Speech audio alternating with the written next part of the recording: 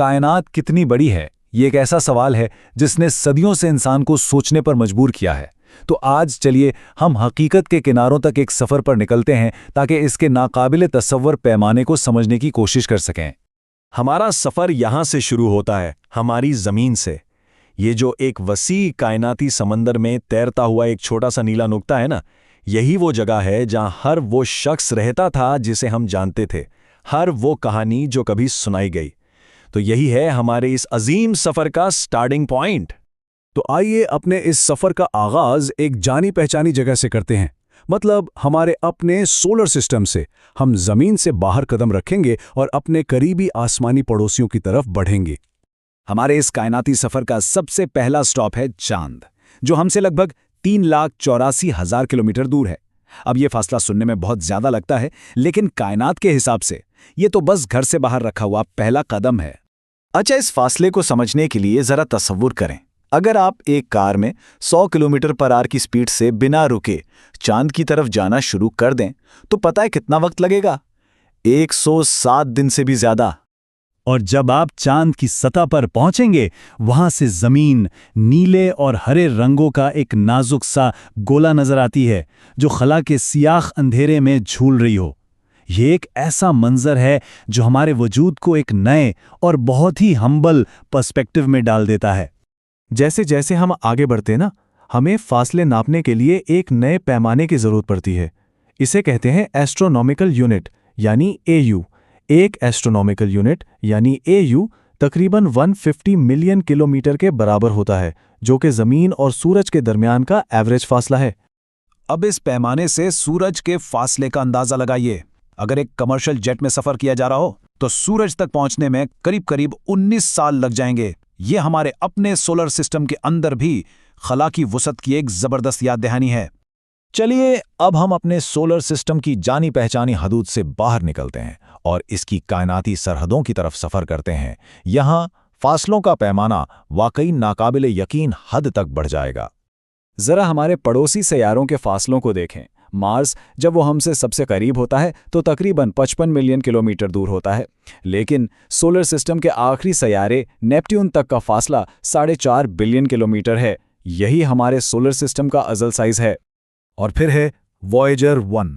ये इंसानियत का सबसे दूर भेजा गया सफ़ीर है, एक ऐसा खामोश मुसाफिर जो कायनाती समंदर में भटक रहा है और हमसे 22 बिलियन किलोमीटर से भी ज़्यादा दूर निकल चुका है। सन 1990 में वॉयेजर 1 ने पीछे मुड़कर ज़मीन की एक तस्वीर ली, जिसे पेल ब्लू डॉट या हल्का नीला नुक्ता कहा जाता है। इस तस्वीर को देखकर कार्ल सेगन ने इस बात पर जोर दिया कि इस बेइंतहा खला में एक छोटे से नुक्ते की हैसियत से हमारी क्या जिम्मेदारी बनती है कि हम अपने इस वाहिद घर की कदर करें और इसकी हिफाजत करें। ठीक है, अब हम एक बहुत बड़ी छलांग लगाने वाले हैं। सैयारों के दरमियान सफ़र से अब हम सितारों के दरमियान सफ़र करेंगे। अब हम अपने सबसे करीबी सितारे की तरफ इस खला को पार कर रहे हैं। इतने बड़े फासलों पर एस्ट्रोनॉमिकल यूनिट भी छोटा पड़ जाता है, इसलिए अब हम इस्तेमाल करेंगे लाइट ईयर या नूरी साल। ये वो फासला है जो रोशनी एक साल में तय करती है। ये सितारों के लिए हमारा नया पैमाना है।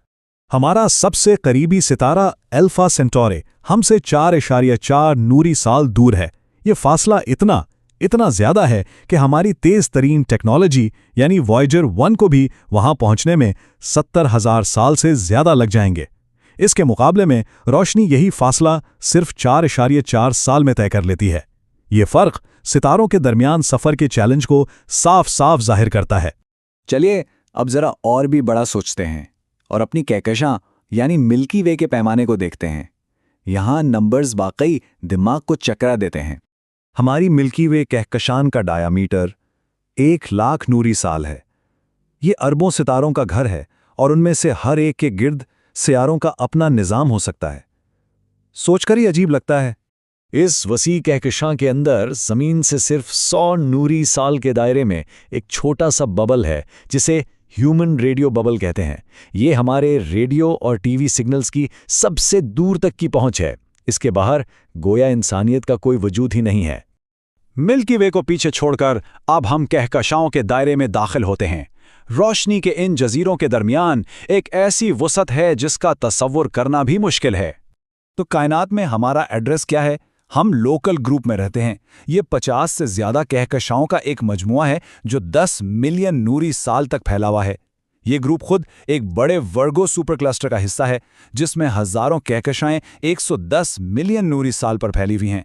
और ये सब भी एक उससे भी वसी स्ट्रक्चर लानियाकिया सुपर क्लस्टर का हिस्सा है। ये हमारा कायनाती घर है जो 500 मिलियन नूरी साल पर फैला हुआ है। और लानियाकिया के दिल में है द ग्रेट अट्रैक्टर, एक बहुत पुरइसरार जगह। ये एक बहुत बड़ी कशिश सकल का मरकज है जो हमारी कहकशां समेत हजारों कहकशाओं को अपनी तरफ खींच रहा है। ये कायनात के सबसे बड़े राजों में से एक है। ठीक है, हमारा सफर अब अपने इख्तिताम को पहुंच रहा है। हम अपनी नजर की हदों तक पहुंच रहे हैं, उस सरहद तक जहां तक हम जान सकते हैं। वो कायनात जिसे हम देख सकते हैं, यानी ऑब्जर्वेबल यूनिवर्स, इसका डायमीटर 93 बिलियन नूरी साल है। ये सबसे बड़ा पैमाना है जिसे हम समझ सकते हैं, लेकिन ये एक हैरानकुन पहेली को जन्म देता है। और यहां पर एक शानदार कायनाती पहेली सामने आती है। अगर कायनात सिर्फ 13.8 बिलियन साल पुरानी है तो इसका डायमीटर 93 बिलियन नूरी साल कैसे हो सकता है? जवाब खला के अपने फैलाव में है। बिग बैंग के बाद से स्पेस खुद फैल रहा है। ये बिल्कुल ऐसा है जैसे कहकशाएं एक फूलते हुए गुब्बारे की सतह पर हैं। वो खुद हरकत नहीं कर रही, बल्कि गुब्बारे की सतह यानी स्पेस उन्हें एक दूसरे से दूर ले जा रही है, और ये रफ्तार रोशनी की रफ्तार से भी ज्यादा हो सकती है। तो आखिर में हम इस सवाल के साथ रह जाते हैं, ऑब्जर्वेबल यूनिवर्स से आगे क्या है? ये एक ऐसा सवाल है जो हमें हैरत और आजिज़ी की हालत में छोड़ देता है। शायद कुछ जगहें, कुछ कहकशाएं और कुछ ऐसी अजीब चीजें हैं जिन्हें हम कभी नहीं देख पाएंगे, क्योंकि वो हमेशा के लिए फैलती हुई कायनात की गहराइयों में गुम हो रही हैं।